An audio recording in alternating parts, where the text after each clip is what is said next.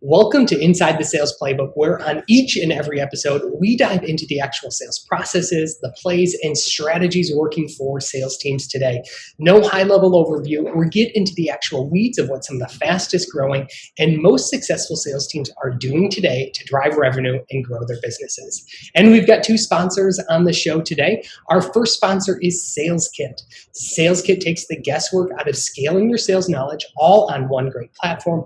No longer do you have to have your sales knowledge in a Google Drive and in Dropbox folders. SalesKit makes it easier than ever for your team to access the sales knowledge that actually works. No more having to retrain your sales team. Sign up for a free trial at getsaleskit.com. And we're also sponsored by my book, Raise Your Standard, the definitive guide to building seven-figure sales. You can get a free copy of this book to help grow your sales, whether you're an entrepreneur, sales leader, or sales contributor at getsaleskit.com/book. I'm your host, Mark Evans, and on today's show, I'm here with Rose Fass. She's the CEO and founder of Fast Forward. I love that name. A consulting company that's won 4 Inc. 5000 award winners. It's so difficult for businesses to even be in business a year or 2 years or 3 years down the line. The fact that they are an Inc. 5000 4 times award winner is really, really cool. And on this episode, we're going to talk about how her company has worked with, sold towards, and has landed some of the largest brands, including Verizon, MasterCard, Estee Lauder, Microsoft, and a whole lot more. I've really been looking forward to this show. Rose, welcome to the show. Thank you. It's nice to be here. Awesome. Well, we're so happy to have you. Rose, how about you explain and give the listeners a little bit of context? What is Fast Forward and how do you help your clients achieve their mission? Yeah.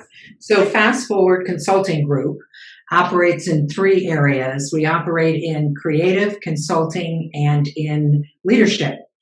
And we basically offer our clients what we consider to be the how to do things. A lot of the big consulting firms, and I had a very big corporate background. So coming out of a Fortune 15 company, I was a chief transformation officer. I headed up very large regions, large sales forces. I began to realize that every time the big 5 consulting groups came in, they did a lot of the what. Yes. But then we were kind of left with, well, how do we implement this? So over a period of time, we decided that we needed to be the how company. Go in and show people how to execute on a strategy, how to put a vision into the environment and get people to follow it. So I think our greatest success has been that people see us as an extended member of the executive team when we walk in, and that we're rolling up our sleeves, working side by side with them, showing them how. I really like that. And I like that that's even on your website. You're known as the how company because, yeah, I've heard that from so many different individuals that, hey, we bring in these consultants, they tell us the time on our watch, but we don't actually get any results from it. So I love that you've transferred into the how. There's a lot of other things I want to go into. But first, Rose, how about you take us into, of all the things you could have done, sounds like you had a great C-level position at Fortune 15, as you said. Why the heck did you even choose this entrepreneurial sales route? I think early days, I started out as an entrepreneur. And then in its heyday, Xerox Corporation was looking to have women. And I was brought in on a fast track to be a manager. I'm actually writing a new book, Chocolate Conversation 2.0, which gets into my journey. But I had been an associate buyer at Saks Fifth Avenue. I had always been in the fashion end of the business, then into cosmetics. I launched Mary Quant in this country. And I ended up on my wedding day with one of the corporate officers of Xerox coming over to me at the New Canaan Inn and saying, we'd like to put women in Xerox and wondered if you would be one of 2 that would consider coming and working on the management track. And at that point, I anticipated, what would I possibly do here? I'm a fashionista. I don't know that I'm going to be out here selling equipment. Yeah.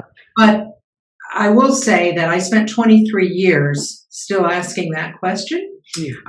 But in those 23 years, I learned the long way home. I learned what it took to be successful in a corporation.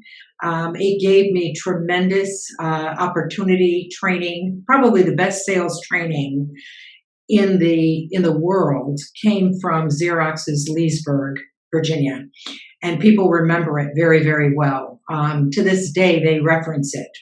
And so we spent 2 weeks, literally, orientation, learning how to sell. And from that, I grew up in the company. My last position, I was with Bill McDermott, who's now the CEO of ServiceNow. I hired him into Xerox early days. I went with him to Gartner. Wow. I was the Chief Transformation Officer for Ann Mulcahy. And then we moved, Bill and I, to Gartner and did it there. And it was there that I began to realize I missed the autonomy and the sovereignty of owning my own place and doing my own thing. So I started fast forward in 2001. I started it with a classically trained engineer who was a Brit from Gartner, and we founded the company, and that's the beginnings of what we started doing. That's pretty incredible. So on your wedding day, you get this job offer. Did this person hunt you down, or were they a wedding guest? I have to know. No, he wasn't a wedding guest. It turned out that I was having the wedding at the New Canaan Inn, and he lived in New Canaan. Go figure. And he called me the day before to say, you did really well on your exploratory interview, and I'd love to talk with you more. And I said, well, I'm getting married today, and I've got electric rollers in my hair, and I'm at the New Canaan Inn. He said, I live like 3 blocks from the New Canaan Inn. Can I come and have a cup of coffee with you? Wow. And there I was on the patio, the back patio of the New Canaan Inn, which we had rented out for the wedding, in my electric rollers, talking to Ron Mercer, who was the corporate officer of Xerox, who worked in Stanford, and we closed the deal that day. I love it. I love it. Yeah, probably not too many job interviews and offers and acceptances happen when you're just hours away from your wedding. That's pretty cool. I really like that. Let's talk a little bit, Rose, about those early days. There's a lot of entrepreneurs and founders that watch this show, and a lot of them are just trying to get from 0 to their first 1 or their first 10 or maybe their first 20 customers. Take us back to some of that early days of Fast Forward, and what are some of the sales lessons you learned there that you feel could be applied to and could be really beneficial to our listeners? So I actually recently wrote a paper called The Art and Science of Sales, and the nuance that's involved. One of the things that I remember Gavin, the classically trained engineer that I started this with, Gavin McMahon, he said to me, "Are you sure you can do this?" And I'll never forget that when we first started. And I said, yes. We have Estee Lauder. I had done a couple of things for them while I was at Xerox and again while I was at Gartner. And they had just acquired Biba, big company they had acquired. And I said, I'm going to go out and I'm going to talk to the head of research, the stories in my book, and see if he would like us to continue working with him on the integration of the acquisition. So here's the lesson learned. You build a network from the time you start working, and you build it with people. Irrespective of where they work, you build it with people. You never, ever fail to keep in touch, to always let them know that you're there. I've always picked up the phone when I've gotten a call. And those bridges that you've walked over in your career, no matter where you've met them, are the same bridges you can go back over again when you start a business. Early days, I watched other people starting businesses that were putting up websites, trying to get the perfect business card, putting collateral together, writing the perfect business plan. They were all dressed up with no place to go. I love that. All dressed up with no place to go. That's a perfect way of putting it. Yeah. And sales is always just a conversation, and everything happens in the conversation. Leadership happens in the conversation, thought leadership, market leadership, your command of the relationship, everything happens in the conversation. So I drove out on July 21st. I left Gartner. I drove out to Estee Lauder in Melville. My husband was waiting in the car. He's a rather impatient guy. And I said, I don't know how long this is going to take. And he said, I'll be right here. Whatever time it takes, I'll be right here. Yeah. And you need to be supported when you're doing this. And I remember walking away from the car and feeling this sense of knowing he had my back. Wow. Gavin was in Texas trying to get his residency because he was a Brit. And I was in front of Shahan, and I basically went in there and I said, look, I want to know, you just hired Biba. Do you want help getting this acquisition integrated? They're a very different company from your company. We had a conversation. And he said, I'm really interested. I said, okay. And he said, well, can we go out and have lunch? And I remember my husband sitting in the parking lot. And I'm thinking, oh my God. So I immediately step out, call him in the car, and he says, okay, I'll go to the diner, do whatever you have. So I met him for lunch, and we talked through whatever skills you bring. And this was something that I learned early days too. I had no company name. I had no office. I literally was coming from my old job in my car on my way out to Long Island to meet with this gentleman. And you bring yourself to the table. And it was something that I learned in that moment, that when you're having a business conversation, everything you've ever done culminates in that moment. And so we talked through the problems that Biba was having, that Mac was having. I'm sorry, he was acquiring Mac. Okay. And we talked through the problems that Mac was having, because they were emulating a company in England called Biba, and they wanted to have that bad girl image. Yeah. And Estee Lauder had that good girl image. And they were struggling. They were struggling. And we were able to talk through all of that. And he said to me, well, what would be the opening that you would need in terms of investment to get this started? I said, well, 100,000 just came right off my head. Yeah. No months of pricing research or anything like that. What Just you have to do is you always have to set yourself up high, so you do not, because that starting number will be the number you will be wedded to for the rest of your life. And he said, 100,000 American? I said, yes, we're here, aren't we? And he said, can we do 100 Canadian, which was at that time 60.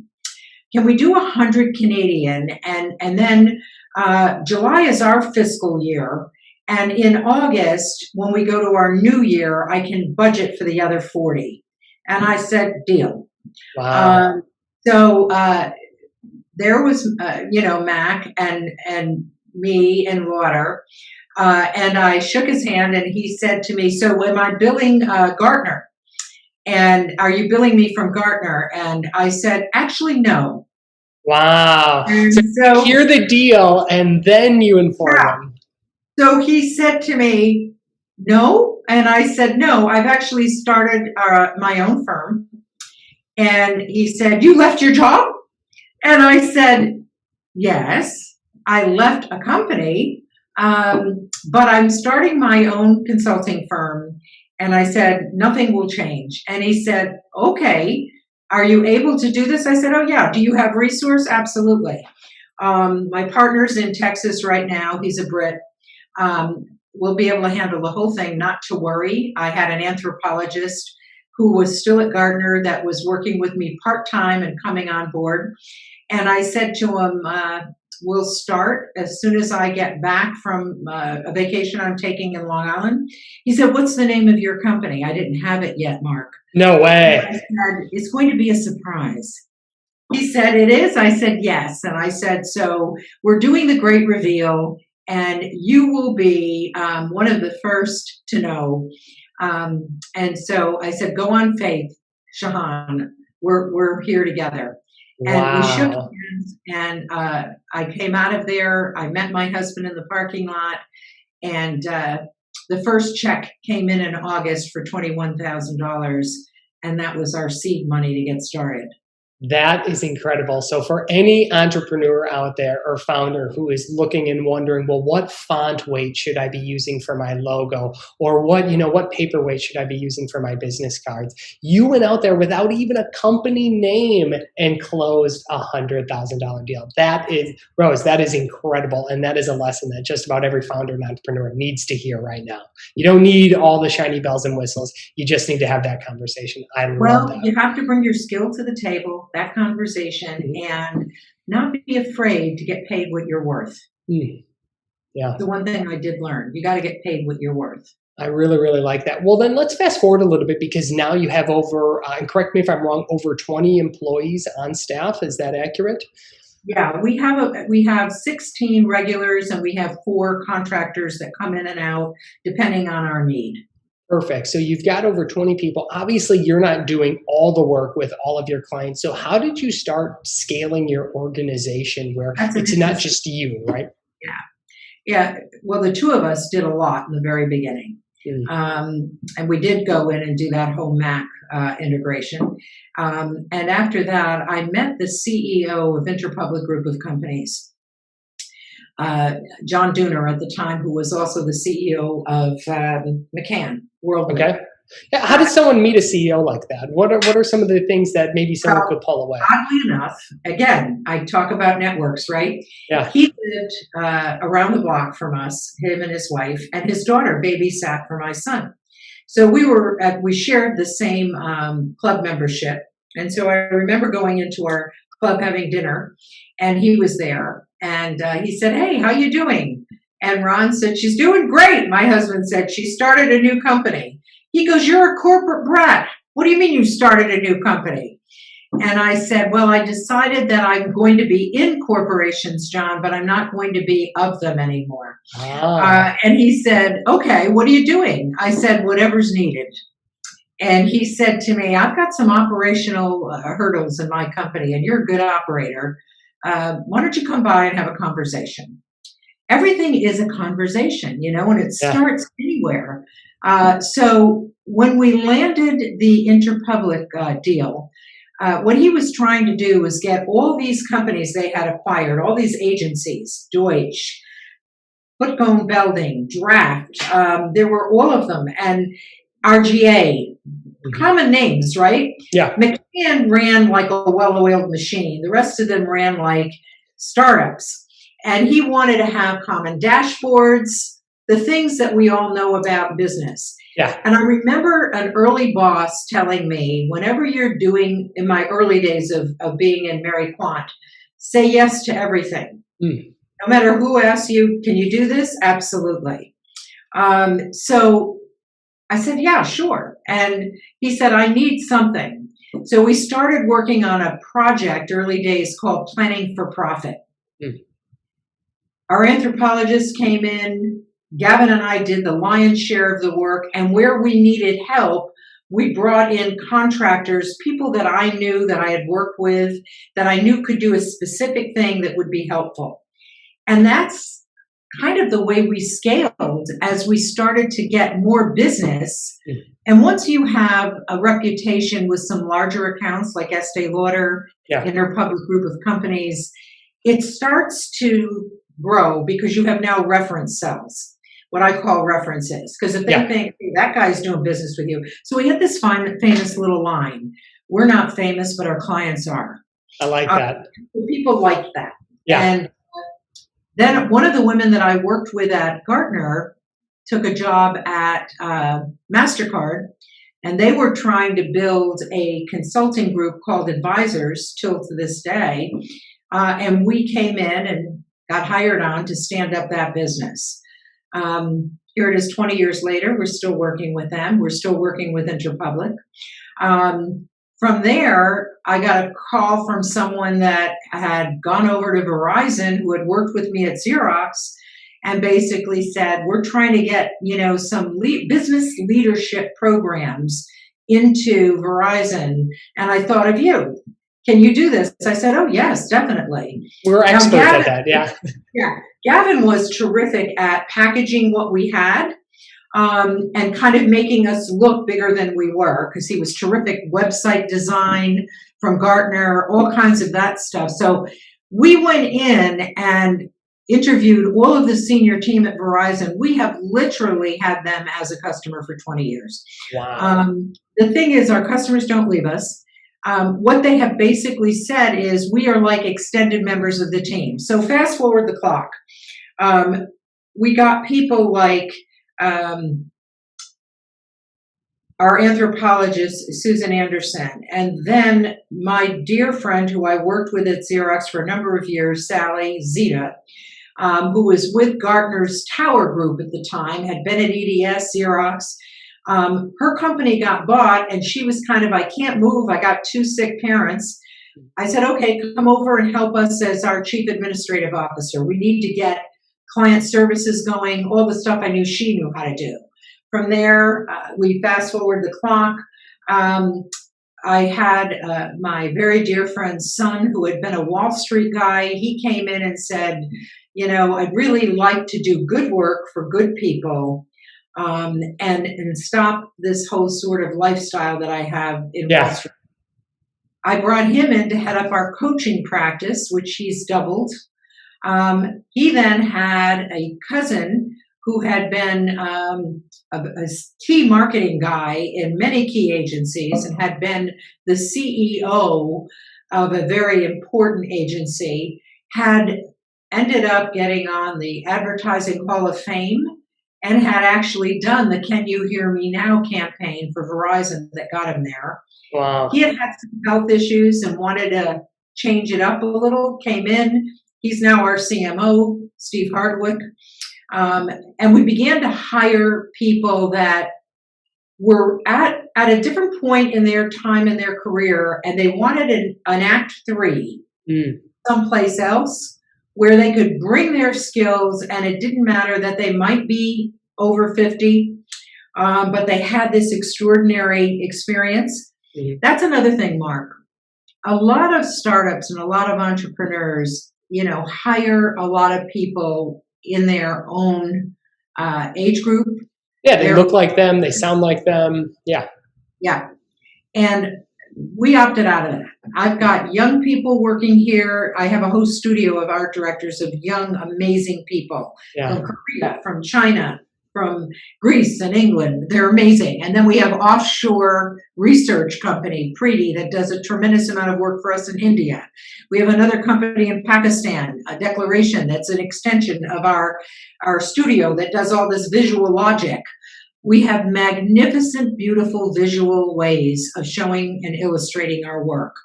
All ages, and it didn't matter. I have been in business 45 years.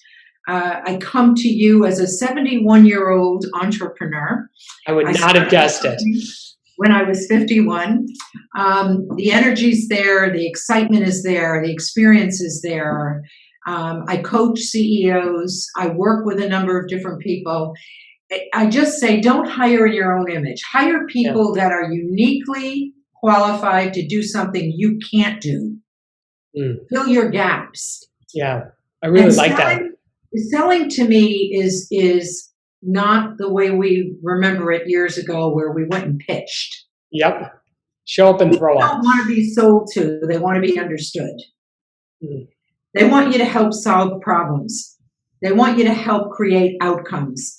They want you to help them grow their business. And by you helping to grow their business, you grow your own. Yeah, I really like that. Development angle. I really like that. Rose, you have created a culture, as we were talking about before, where you don't have a traditional sales team. And that was one of the things that really interested me about this interview. You don't have a traditional sales team of people smiling and dialing and hammering the phones, right? But you said that you have created a culture where everybody is in a sales role. Talk to me a little bit about how you've created this sales culture that has helped your company grow and become a 4 times Inc. 5000 company. So we started out with 3 sort of principles. First one was build a reputation. And that had to be fully about clients. Be choosy. So we weren't going to work with anybody that didn't give us that perfect reputation. They had to be in the mainstream. And then it was touch a client every day. I told my people, you're not here to play office. So if you don't talk to a client at least once a day, you're playing office. I like that you're playing office. I love that. Yeah, that's great. Touch a client every day. Otherwise, you're playing office. And then our one guiding how to do things around here was never compromise on the deliverable. That was our overall North Star. Do not compromise on the deliverable no matter what. Clients may ask you for what they want. It may not be what they need, and you have to be smart enough to show them the way. But the idea was build a reputation, be choosy, and touch a client every day. And then the overall North Star, don't compromise on the deliverable. I love that. We have won all of our clients based on that. We haven't changed. Inside of places, Mark, my first boss taught me bad business is worse than no business. When you go to someone that doesn't abide principally by what they need to be doing, they aren't somebody that's going to enhance your culture. They won't help you build a reputation. As a matter of fact, they could help you tear it down. You have to walk away from that business. You have to know. And sometimes clients within a business. I have people in all of my clients, all of our accounts that we think are terrific. And then we meet some along the way that, frankly, we just say, this isn't working. Yeah. We're not going to do it. I love that. That's so difficult in the beginning, right? Where especially if you're a founder listening to this and you're just trying to grab every client you can. But I really like how you said bad business is worse than no business, and how they may not build you up, but do even worse. You do even more damage, right, and tear you down. I think that's really great. Rose, there's been so many golden nuggets here of information. I can't wait to listen to this interview. I know the audience is really going to love it. And I think this is a really great place. Let's transition and close with our final 5. These are 5 rapid fire questions that I'll ask and you answer. Are you ready? Okay. All right. Your favorite sales or business related movie? Show Me the Money. Show Me the Money. Love it. Favorite sales book or business book? Hearts of Fire. And it's not a sales book, but it's about the Spartans. Oh, great. In Thermopylae over in ancient Greece? Yes. Love that. Love that. That is great. What do you know now that you wish you would have known when you first got into business, either in your corporate career or when you started your own consulting agency? That listening more, talking less is the greatest gift you can give anyone. That's really good. I like that. Rose, what's a favorite purchase of yours in 2020 under $100? A book. And anyone in particular? It's kind of a private thing, if you don't mind. Very fair. A favorite social media follow, individual that you're following? I don't follow people on social media often. The ones I do are, I wouldn't say I had a favorite. Okay. Is there an entrepreneur or anybody you're learning from at this stage? Yeah, I really admire. Thinking about this right now, I think of Amazon as the entrepreneur that started out and built something that's so amazing, from a bookstore to an everything store. Probably the thing I admire the most. Yeah, I agree with you there. Rose, if our listeners want to get in contact with you, where can they learn more about you, your company, as well as your book? It's www.fassforward.com. I'm Rose Fass, and I'm coming out with the second book, Chocolate Conversation 2.0, and that will be in April. Awesome. And where could they find the book? Is it in Amazon and traditional? Amazon, okay. Barnes & Noble. Awesome. Well, I'll make sure I put links in the show notes as well. Ladies and gentlemen, that's Rose Fass with Fast Forward. Rose, thanks so much for taking us inside the playbook and inside your business. Okay, thank you.